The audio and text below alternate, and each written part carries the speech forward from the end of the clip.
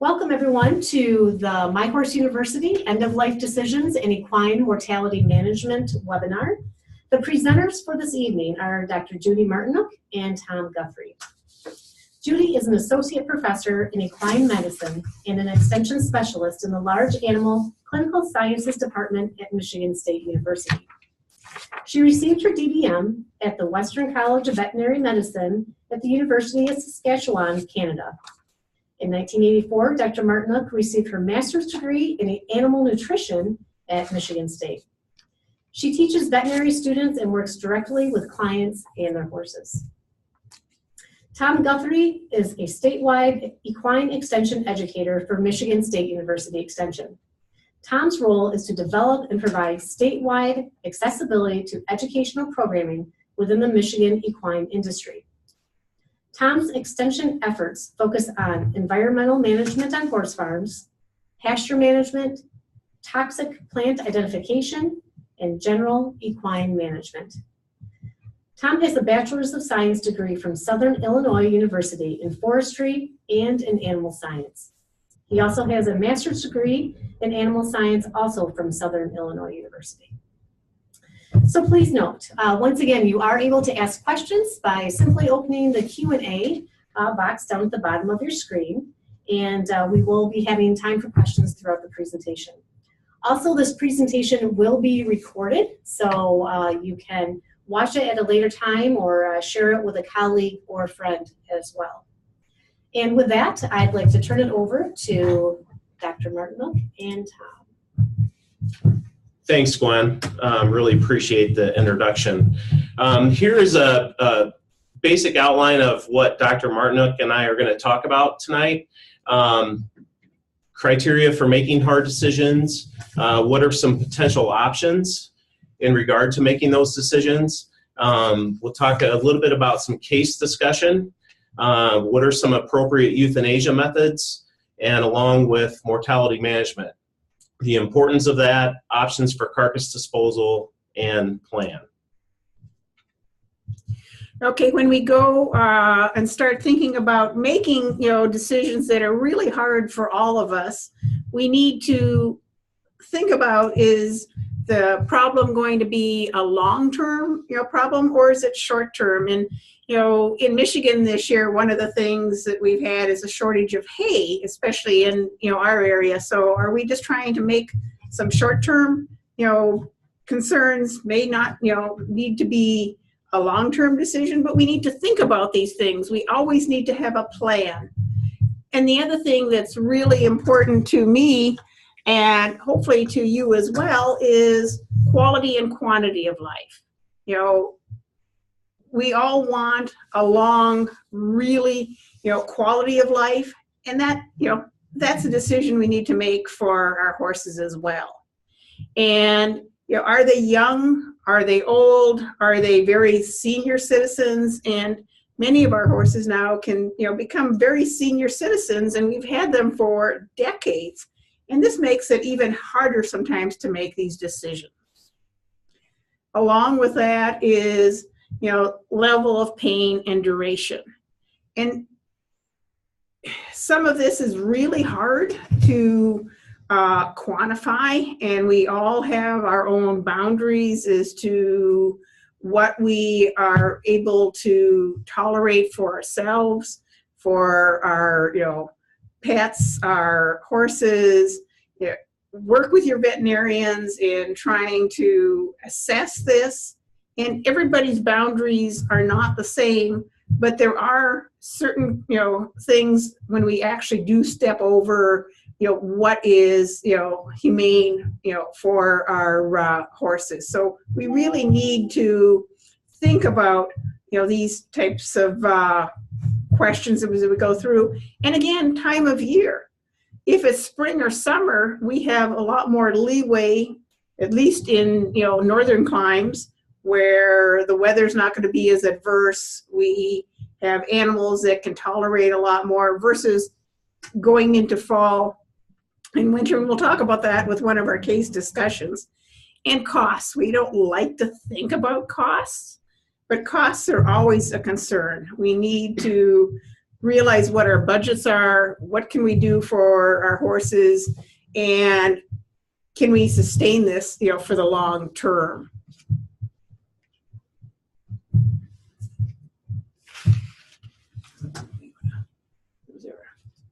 All right, and at this time, you all should see a poll question up at the top of your screen. And so the first question here is, have you ever had to make an end-of-life decision concerning a horse? And so this could be your own horse or another horse from someone that you're associated with. And you'll see some different options there within the past year, past 3 years, 5 years, or never. So we're going to give you just a minute to answer this poll question, and then we'll go ahead and share the responses with you.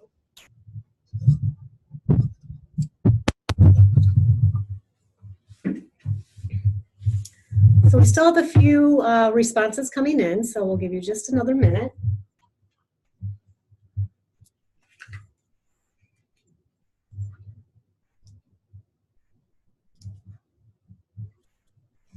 All right, so Judy and Tom, here are the results. So it looks like, hopefully a good percentage of you are here to make those, plans for when something like this actually does happen. Since the majority of you have thankfully never had to make these decisions, at this point in time. And there's, the expected decisions that we don't like to think about, as we talked about with age, as we have more and more senior citizens that live productive lives for a much longer period of time. But then there are the unexpected problems that crop up. And one of the things that really affect horse owners, including myself, is colic. Have you made a decision? What are you going to do if your horse colics and is one of those small percentage that actually require colic surgery? Have a plan, and there are no right or wrong answers in these decisions. Every situation is an individual event. I always told myself that I would never take a horse to colic surgery. That was not going to happen. Well, you need a plan, but your plan should be flexible too. And I took my horse to colic surgery. It was, a good event in the fact that she survived and is still, with me today, like, 10 or 12 years later, but it didn't have to be. So just because you have a plan doesn't mean you can't change your plan, but you need to have thought about these things ahead of time. And you should not let other people pressure you into a decision that is not something you feel comfortable with. You need to feel comfortable with your decision. If you're on the supportive side and your friend is trying to make that decision, support them. Don't make them feel guilty. And one of the things that is really important, and I'll use colic surgery again as an example, it is not a cheap endeavor. And if that doesn't, fit into your budget, then it's something that you really shouldn't put your horse through. Some colic surgeries have a much better outcome than others. Some of them are very, tenuous. And even, with the ones that we expect to do, okay, we still need to think about the fact that things go wrong. You need to be prepared. You need to have that, contingency plan. How much extra am I going to actually have to maybe, you never know for sure, spend, even if I think the outcome is going to be good. So, next slide.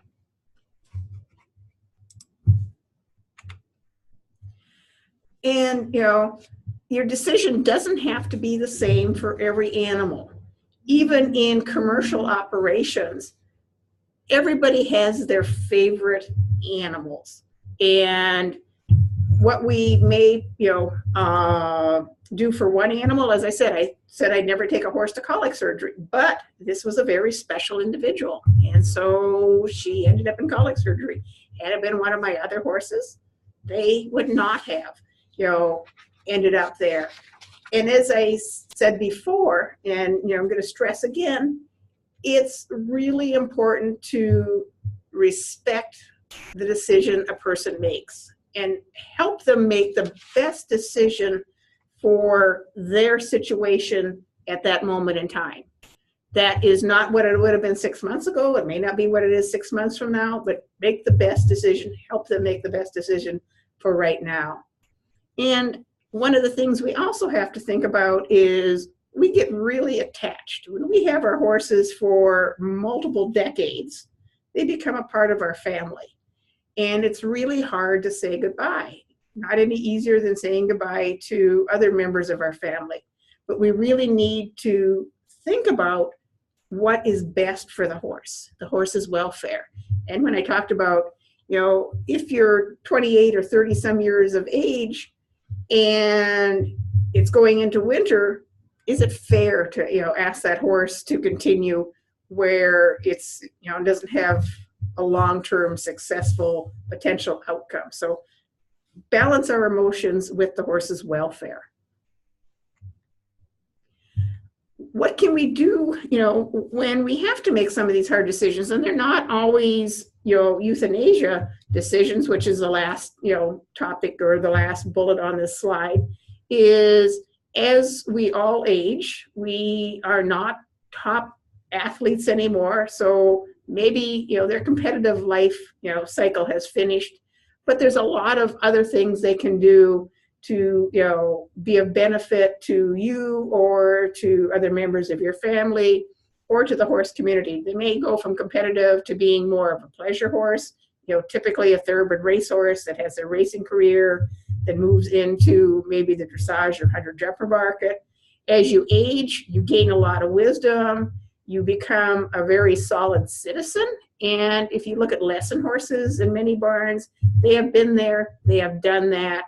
And so they have the ability to help, their riders learn, from them.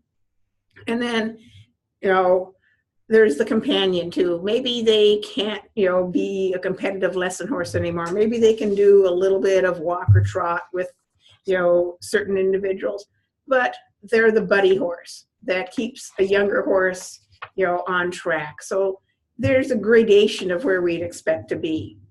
One of the things that, working at a university, we really appreciate, some people are, supportive of our teaching and research programs at the university.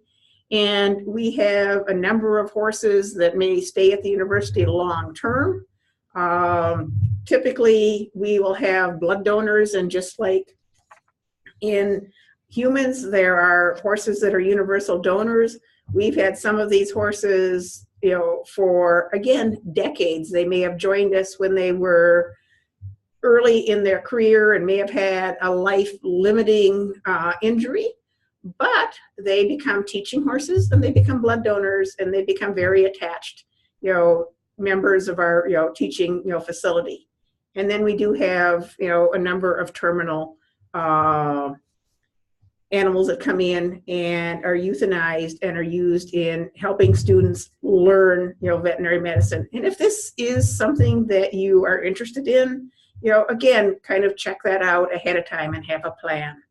Rescues, if you can't keep your horse anymore, rescues may be an option, but again, make sure it's a good fit. Really investigate that rescue, because rescues sometimes have a hard time saying no. And like everyone, sometimes you have to say no. If you can't take any more horses, you're at capacity, you need to do the best you can for that horse. And so it's really important that you think about that, that the rescue thinks about that and is doing the best for the horses there and knows whether they can take on another animal or not.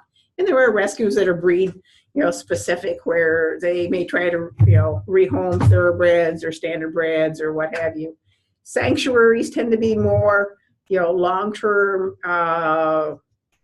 aspects for horses where they're not, tried to, be rehomed. And again, you really want to check these out.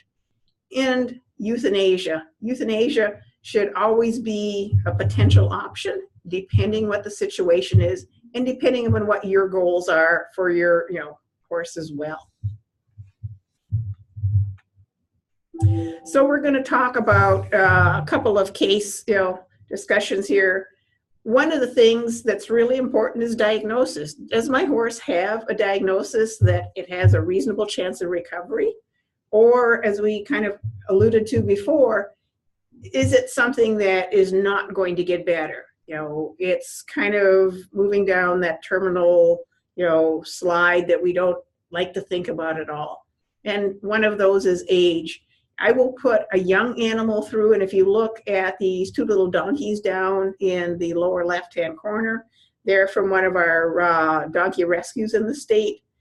And they were very young, they were very thin when they were rescued, and they're also very young. Both of these little guys are under a year of age.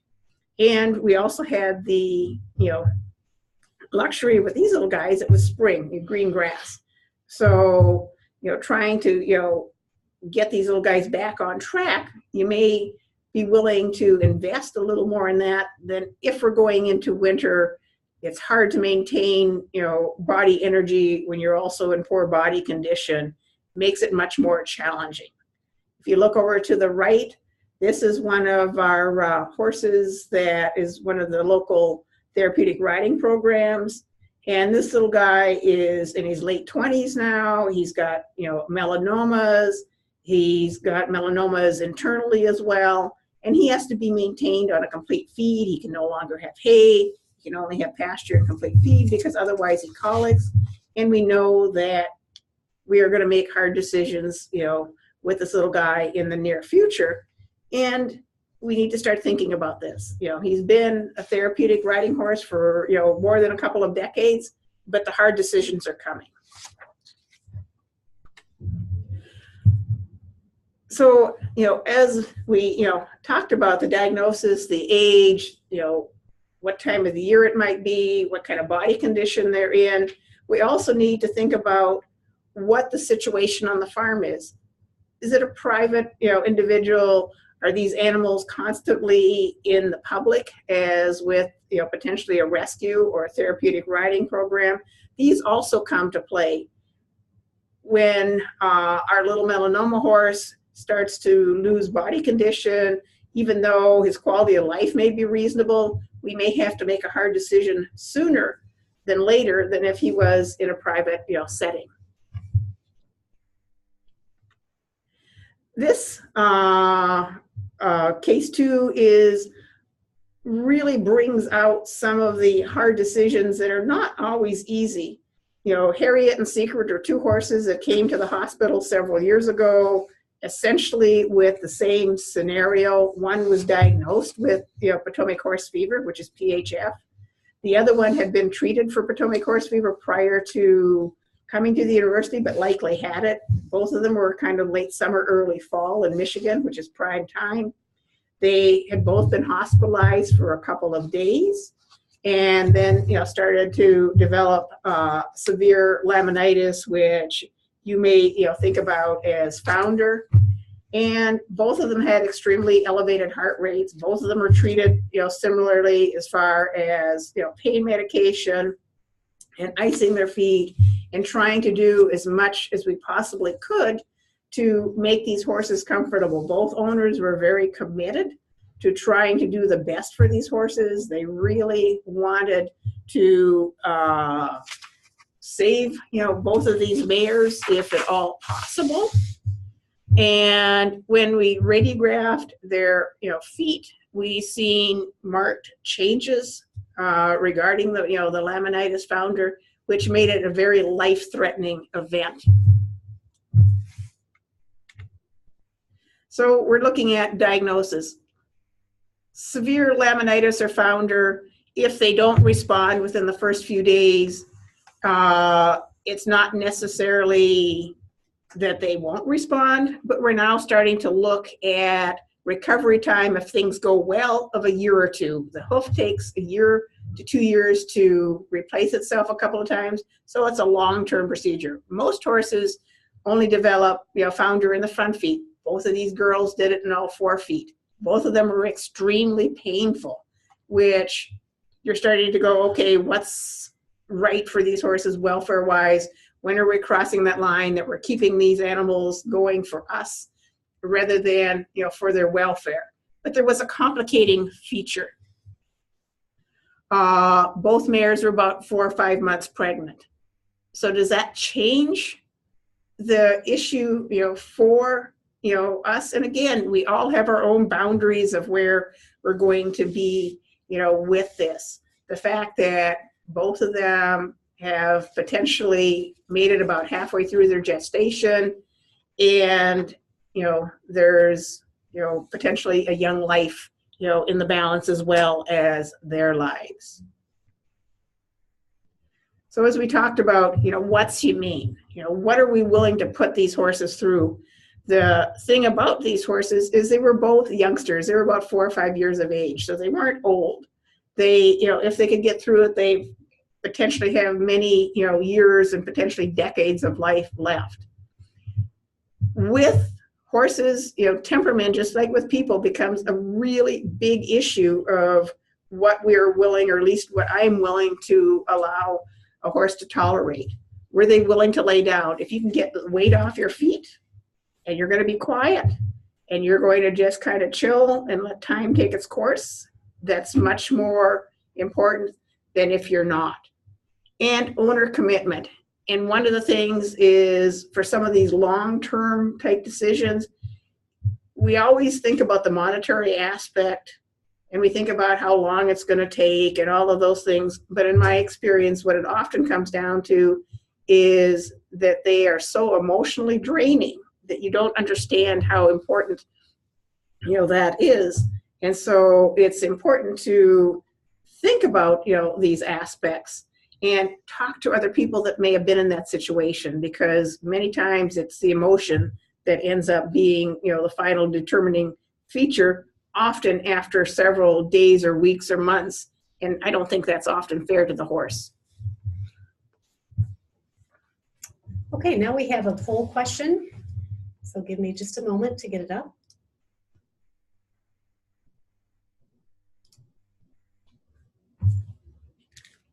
So the question is, which of the following is an acceptable method of humane euthanasia as documented by AVMA Guidelines?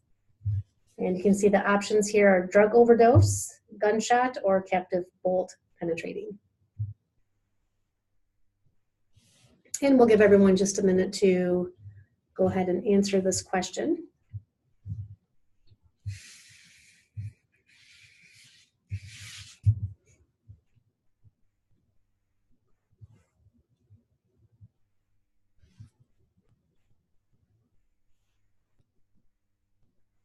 And we still have a few answers coming in, so we'll give everyone just another few seconds here.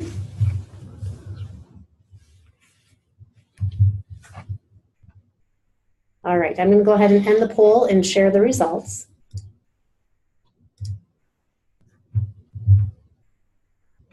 Okay.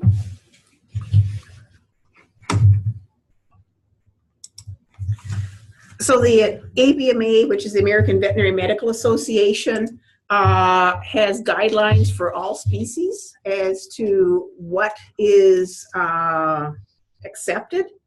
And all 3 of our options that we presented to you are acceptable under the AVMA guidelines. Some veterinarians will feel comfortable with you being present at the euthanasia of your horse, while others may not. And so one of the things that you need to discuss with your veterinarian at the time of euthanasia is, especially if you want to be present, is what to expect. What's the most common things that happen? What are some complications that might happen? And we want you to feel comfortable with those decisions. Above all, safety. Everybody in this event has to be safe. the owner, you're grieving, it's hard, you're making these decisions, but you have to be in a safe area. And if your veterinarian says, I want you to be here, respect their opinion because they're trying to keep you safe. As a veterinarian, we understand this aspect. We're trying to keep both the owner and the horse as well as ourselves in a safe situation. And it's important to take time to grieve. Many times, we feel like, okay, we got to get this done, we got to go on, and what have you. And both for the human and for animals, and multiple times after euthanasia, don't just automatically take the mare away from the foal that died. Don't automatically take their buddies away. Give them time to say goodbye, and that's really, really important for both, other animals on the property and the owner. And I recall one situation where we euthanized a horse because of colic, and even though we thought we'd given this little donkey companion adequate time to grieve, he actually stood on the grave for 3 days after the horse was buried. Just stood in that one area and didn't want to leave. So they do grieve, maybe not like us and elephants, but they know, that something has happened. And one of the options that nobody really picked as far as euthanasia is gunshot.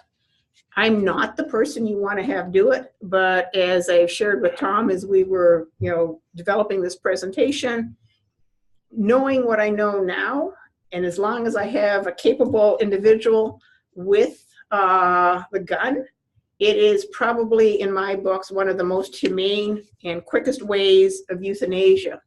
But it is extremely visual, and it can be very disturbing. So if you are in a situation where gunshot is used for euthanasia, be aware of that. And what we've done here is we kind of have documented where you're going to shoot. It's basically you draw a line from the eye to the ear, and where that cross is, that's the best place to, for the bullet to penetrate and automatically, terminate brain waves.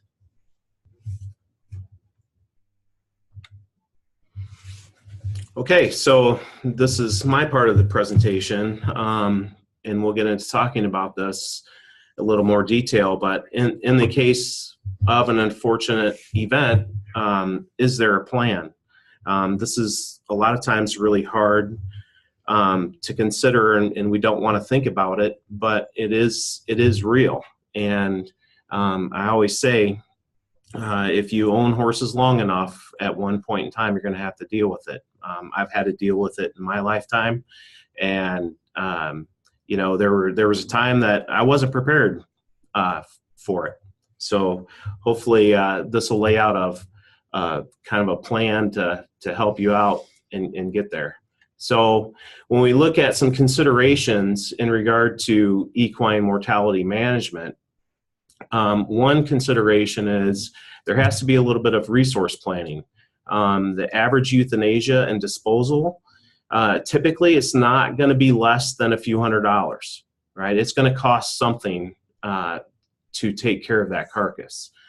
The other thing is, are there state laws and local regulations that you have to be aware of? What are some possible challenges? Are there environmental impacts? And then the last one I've got on here is do you have a plan? And now we have another poll question for you. Give me just a second to get the poll up.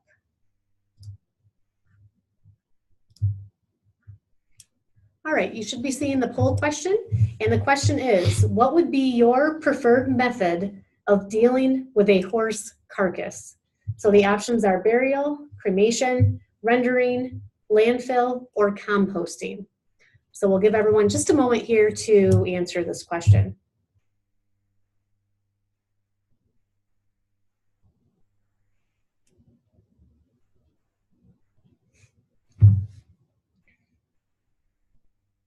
And we still have a few answers coming in, so we'll wait just a moment here.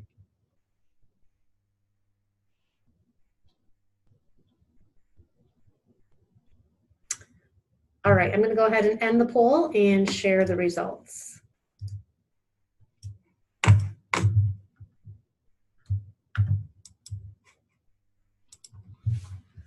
Okay, so we'll talk about all of those options as we go through the rest of the presentation here. But the first thing that we really need to be aware of are there state or local laws that you have to be aware of.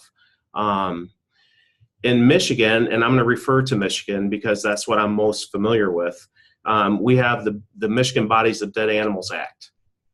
And the intent of that law is to protect human and animal health, reduce risk of disease transmission, control flies, vermin, and scavenging animal problems. And then the big one here is to protect ground and surface water and air quality. Now, we have this law in place here, this act, and a person who violates the Bodies of Dead Animals Act, if you violate this act, you can be guilty of a misdemeanor, punishable by a minimum fine of $300, or imprisonment for a minimum of 30 days, or both. If you violate it 3 or more times, it is considered a felony, punishable by imprisonment for a maximum of 1 year, or a fine of up to $2,000, or both. So it's really important to be aware of what the laws are in regard to your state, or even at the local level. Sometimes restrictions may be more, there might be more restrictions on the local level as well.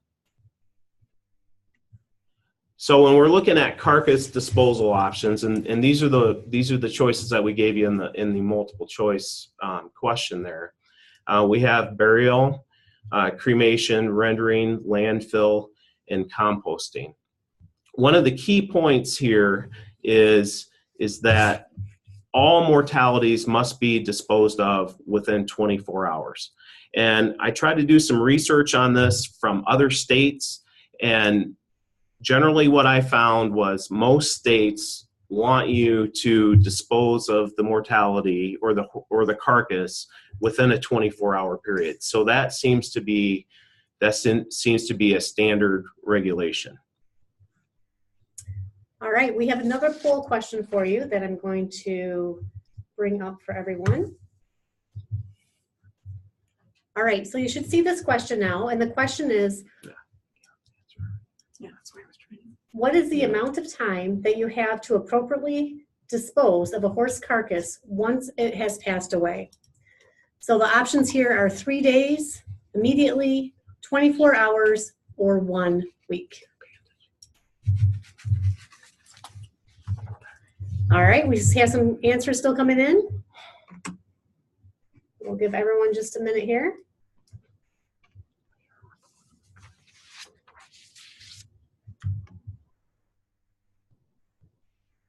All right, I'm going to go ahead and end the poll and share the results.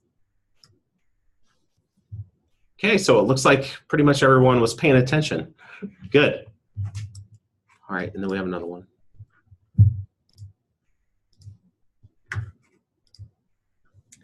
And here's our next poll. The question is, what are the environmental considerations revolving around managing a horse carcass? Water quality, odor, potential impacts on wildlife or domestic pets, and all of the above.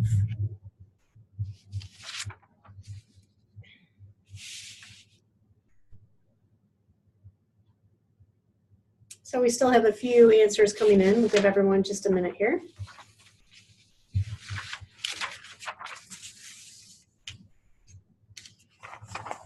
And I'm going to go ahead and end the poll and share the results.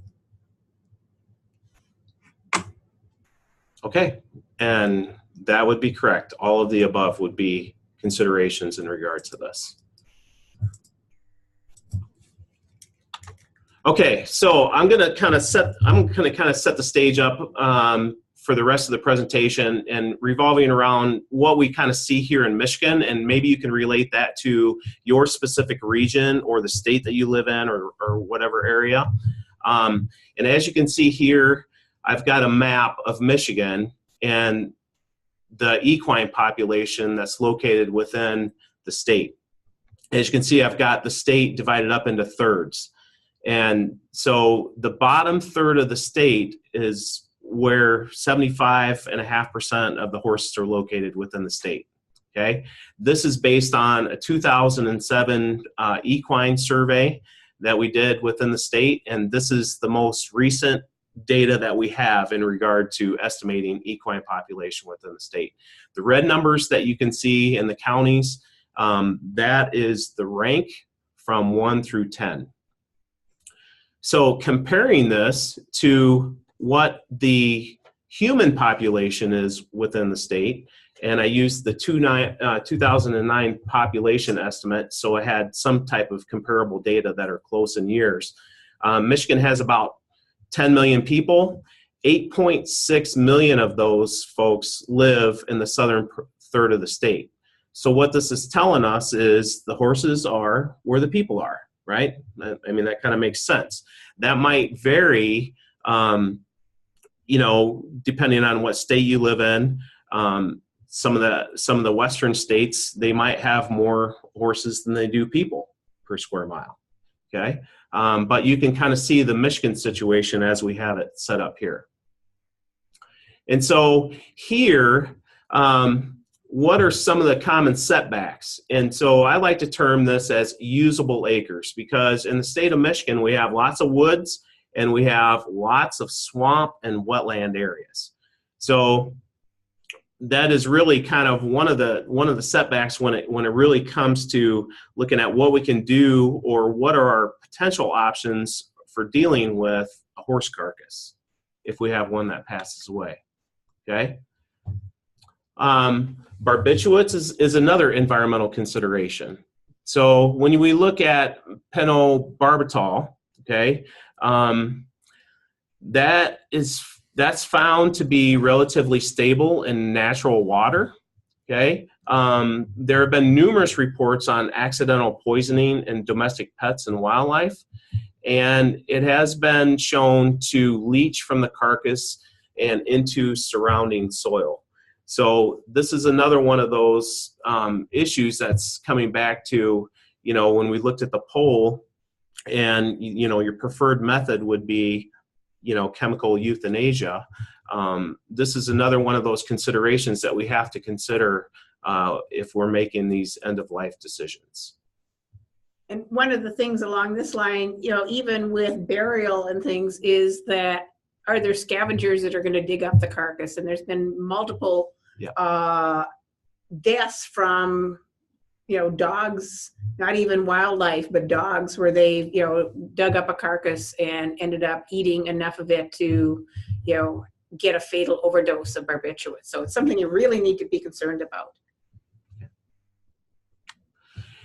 And so what I've done here is I've just kind of my crude drawing, so please excuse that. But, you know, a typical horse farm that you might see, you know, 15 acres total they may own, right? And then I go back to that usable acres here. And you can see that we have 7 acres that would consist of the house, the barn, the woods, etc. You know, I've got some wetlands drawn on here. And so this is what you might typically see in some parts of the state here in the state of Michigan.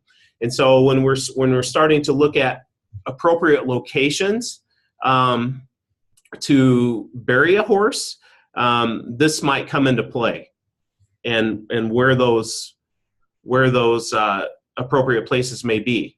So if you can just kind of envision this drawing that I have here, if you envision your own farm and make an aerial drawing, that might help you make a more appropriate decision when you're dealing with this sort of issue. Okay, and so really, what's the big deal? Well, water quality is the big deal here. Okay, when we look at water, Michigan touches 4 of the 5 Great Lakes, and we have all kinds of inland lakes and miles of streams. And so when you look on the right-hand side of the slide here, and I've got a table on here, a figure of the estimated depth to the water table.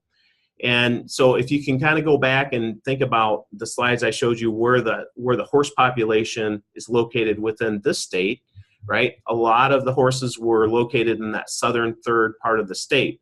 When we look at this figure of the estimated depth to the water table on the right-hand side, you can see that the majority of the southern third of the state is 0 to 15 feet to the water table. Now, going back to the previous slide, when we look at the drawing, the overview of the farm and how many acres that you own and knowing where the wetlands are and where the woods are, right, we start really trying to identify, would it be possible to even bury a horse on my respective farm when you take all of these things into consideration? Okay, and so we're looking at the burial, okay? Some of the factors, right? Soil level, rocks, the water table, the time of the year, all right? Do we have, if it's in the middle of winter, do we have access to equipment that can actually dig a hole, if the ground is frozen? Rocks, depending on what part of the country you live in, that might be pretty much all you have is rocks, okay? The Michigan Bodies of Dead Animals Act kind of lays out these regulations in saying that you must have no contact with bodies of water, both surface and ground, okay? Must be at least 200 feet from wells, and then individual graves must be at least 2 feet beneath the natural surface and closed within 24 hours of opening. In my research, when I was looking at other states and kind of what their regulations were, most of them were within, that 200 to 300 feet range from wells or any type of surface water. So we need to keep that in mind, as well as if the animal was chemically euthanized with a barbiturate, right? And where the water table on our respective land-based resource may be. The next one would be cremation. Okay, there are numerous companies that may offer specialized service, and then another option would be diagnostic labs. Okay, in Michigan, incinerators must be permitted by Air Quality Division of Department of Environmental Quality. The residues can be buried, they can be land applied, or they can be properly disposed of in a landfill licensed by the Department of Environmental Quality. I have down in here that the cost would be variable. And what I mean by that is we have a diagnostic lab here on campus that could incinerate a horse carcass for about $200. Is that correct, Judy? That's about right. If you bring the body to the diagnostic lab, it's about $200. Right, but in addition to that, you're going to have additional cost in transporting that carcass to that location. And now, if you have the horse euthanized, you're going to have the cost of the drug and your veterinarian, performing the service as well. So there are kind of different layers depending on if it's a horse that inadvertently died that you weren't expecting, or if it's a unfortunate euthanasia. Do you need to transport? All of these things come into play.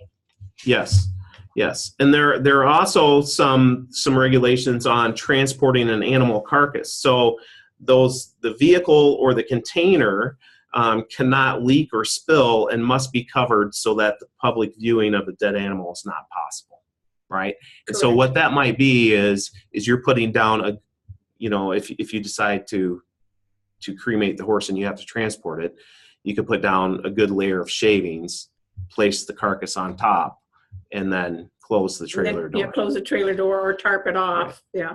So there are going to be some additional costs to that.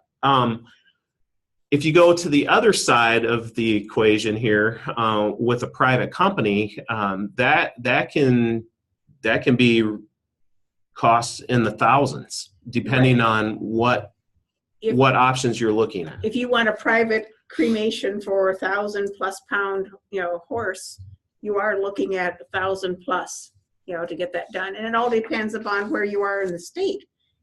As Tom mentioned, we're very lucky here because we have a diagnostic lab with the ability, to cremate large bodies. But you may be, in another part of the state where you don't have that luxury of, having a diagnostic lab that close. Yes. And in addition to that, you have to take into consideration that if you take it to a diagnostic lab, you may not get your respective animals. You will not get ashes. if you want your animal's ashes, you have to have a private cremation. The diagnostic labs will give you representative usually, but not of the individual animal. Yeah. And so, there's some variation in cost here. In addition, going back to the burial scenario, price is going to be variable there as well, depending on where you're located. I mean, I know of areas where, for $200 you could get your horse buried, but then it could also be up to $1,000, depending on what the area is and what you're requesting.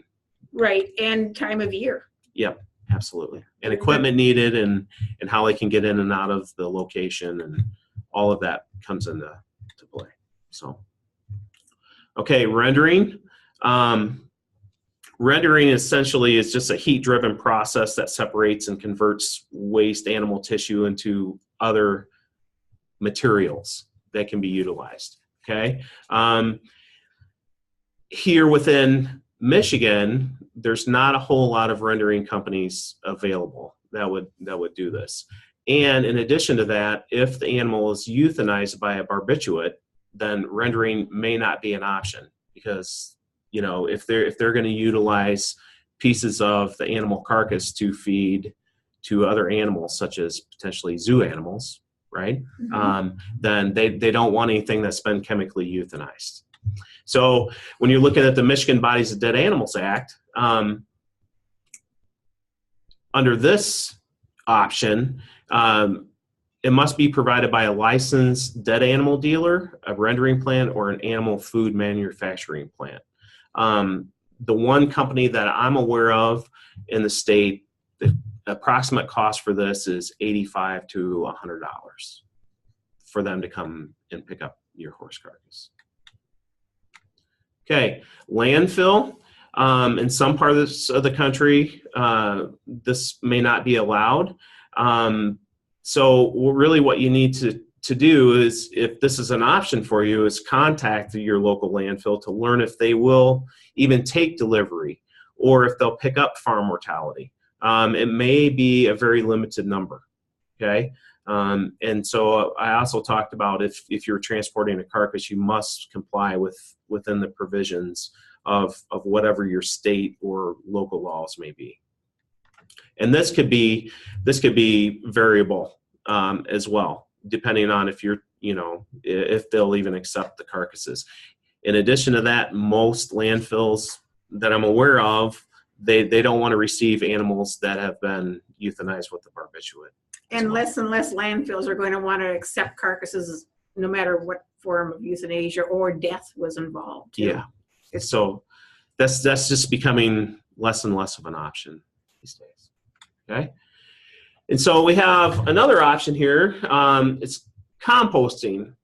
And composting is a managed biological decomposition process that converts organic matter into a stable soil-like material. And so really, you've just got microorganisms that are really breaking down those tissues of the horse carcass. Is really what it comes down to. Okay. And so for an appropriate compost recipe, there are really 5 conditions that you need to take into consideration. The carbon-nitrogen ratio, that should be between 15 to 1 to 40 to 1. The moisture content is another big one. Temperature, or the range, should be 40 to 60%. Temperature range should be somewhere between 100 to 150 degrees Fahrenheit. And then the oxygen concentration greater than 5%. pH is something that's really not practically measured on the farm. But if your compost is not working correctly, then you might be able to take it to a lab to get it tested. Because a low pH will slow down the composting, and a high pH will promote conversion to ammonia, which makes the pile smell. So for composting questions, we do have a resource. And we wrote this a few years ago, specifically for Michigan equine, or for equine owners, if they did have an unfortunate event and their horse died and they decided to compost as an option, this resource is a step-by-step process on how to compost a horse carcass. So if you have any further questions, this is an excellent resource. It goes through even from the site selection process all the way down to mixing up your bulking agent, so on and so forth. So if you visit the website that's listed here, that is a free download. You can download it, print it off, and stick it in a folder to have it as a future resource if you wish. So a few years ago, as a result of writing that bulletin, before we did that, Dr. Judy and I were talking with another extension specialist on campus, Dr. Dale Roseboom, about composting a horse carcass. And to the best of our knowledge, it had never been done in the state of Michigan before. And so we were kind of curious because cattle farms and hog farms have been doing it for a number of years. And so I was kind of curious as to, well, wait a minute, this really could be an option for equine owners. It doesn't mean that, it's the right decision for everyone, but it is an option. And so we were really curious to see if it would work. And so during the Ag Expo here on campus on Michigan State University, we did a few demonstrations. And so what we did is we had a horse that was essentially donated to science, right? This horse here was 34 and a half years old. It was in its mid-30s, and again, it's kind of like the owner, as I mentioned, for options. The owner wanted it to have a humane euthanasia, but also wanted it to further learning. Yeah, so essentially this horse had a purpose beyond its being here, its life, right? And so this is kind of what we did. You can see the 3 piles that are stacked up there behind. There's a cow in the next one, and then the far one, there are a couple ewes. So we essentially put the horse in the compost pile. We covered it up. And so when you put a carcass into a compost pile such as this, you really want 2 feet of material surrounding that whole carcass. Okay. And then you can see here the pile. And then down in the right-hand corner, we took some temperature of the pile. It was 160 degrees just within a few days. So we knew that the pile was working correctly. 30 days later, we looked at the temperature and it had dropped down to roughly about 100 degrees. And so then we knew that the pile wasn't working correctly. But in addition to this, okay, we did not really know what to expect when we were going to open this pile. So we had that 30-day time frame where we were committed to opening the pile because that was 30 days out from Ag Expo. And so Ag Expo came. Some of us were a little bit nervous about what we might find. And so on that 30 days, we opened up the pile and we dug around through there with the loader tractor. And really, these are the remains that we found. Okay, as you can see here, all of the soft tissue was totally gone. There's a piece of the backbone here, and then in addition to that, there's the skull. We found no other pieces when we were looking around in there. Now with the bones, it could take several months for those to or longer, right? But this is what we found within our pile. Okay, and then in addition to that, most people ask, well, is this going to smell? And you can see that we have the participants standing around the compost pile here, and that's the horse pile. We opened it up, and you can see the wind direction. So there really just wasn't a whole lot of odor coming from the pile. So just an option. Okay, so when we're looking at a plan, right, we're looking at a plan. And the plan doesn't have to be, 14 pages long and really dramatic, okay? But really, it just needs to have some simple components. So this is an example plan. So you have your potentially maybe you have your top 3 preferences listed here, right?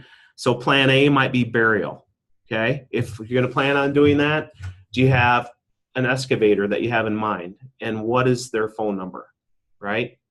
And is there a location, right? In the pasture directly south of the house, on the knoll by the lonely heart oak tree, right? Do you have a location kind of picked out in your mind? Just from personal experience, when this happens, it's going to be best to have somebody else. If you have a written documented plan, it's going to be better for somebody else to be able to take care of this for you, especially with all the emotions involved with, an unfortunate event. Plan B might be cremation or incineration, right? Do you take it to a diagnostic lab or a private company? Those are some things to consider. It might be wise to call ahead of time to kind of figure out what your price range might be depending on what you're looking for, and investigate that now so you kind of have an idea before something may happen. And then the last option might be compost, right? And so you take that back out and spread those nutrients back on the pasture land potentially. Or it could be a combination of plan A doesn't work out, then you're down to plan B. Plan B doesn't work out, then you're down to plan C, right? So it's just having a very simple plan in place with some phone numbers. You can have, your friend or significant other or whoever make those calls for you while you're trying to deal with other things revolving around what's happened. And again, as we've talked about before, it doesn't have to be the same plan for every horse you own. Certain ones are going to be much more special than others. Not that everyone isn't important, but the plan can vary from horse to horse. Absolutely. Yeah. Okay, so really what's the take-home message of our webinar here tonight? And really it's a complex topic, right? But it's real, right? If you own horses long enough, eventually you may have to deal with a situation such as this. It's always important to evaluate what some potential options are, right, for your horse. Consider what the euthanasia method is, right? So are we going to chemically euthanize, or do we have a neighbor that can perform it by gunshot? Those are some things to evaluate. And that might be a situation if you're out on the trail ride in the middle of nowhere. You may want to think about this ahead of time, that, what happens if I do have an unfortunate event out on, the trail. I went riding with a friend in Colorado, and, she made sure that there was options open if some animal got, in a situation where we had to make a hard decision, that there was, the person there with somebody that was capable of shooting them. You don't want to think about that, but it's better to think about it ahead of time than be out, miles from nowhere and have something happen. Right. Absolutely. And it just brings us to our last take-home point is just have a plan, right? It's hard to think about this sort of thing, but if you have a plan in place, it might make the situation a little bit easier in the long run than having to try to deal with it all at once. So that's really all we have for tonight. So we'd like to thank you for your time. Well, we do have a few questions in queue. So the first one here is, have you ever collected the bones from a buried or composted carcass for you to use with education? I have never done that. I have not either, but we have had, people collect skulls or collect certain parts of the body and actually buried them and use, Mother Nature to take the soft tissues off of the bones, and then, harvested the bones after that, and, clean them up to use for educational events. And I've actually known clients that have done that as well, where they wanted to have, a head to look at the teeth, or, use for educational events for schools or what have you. So have not personally from a composted event, but I have known people that with their horse wanted to have some of the bones for educational events for other situations in the future. And we have another question here. How does a compost pile prevent animals from digging to reach the carcass? Well, that's a point that I should have made too as well, is if you have a site location and you put your compost pile up, what you'd want to do is put a fence around it. That could be, temporary panels, maybe like a cattle panel type of situation where you're enclosing that compost pile so pets can't get in there and dig in there. In addition to that, when you read, if you download the resource, the important piece of a compost pile is putting what we call a biofilter cap on top. And so that's a fresh layer of sawdust, which will essentially keep the odors down of that pile and not attract those varmints and, make your dog or whatever curious about digging in the pile. So a perimeter fencing, some sort of, fencing around that pile is a must. And I think ideal to prevent potential accidents, but during that 30-day period, if you had gone and walked around those compost piles on the cement slab where we set up the demo, you would not have smelt an odor.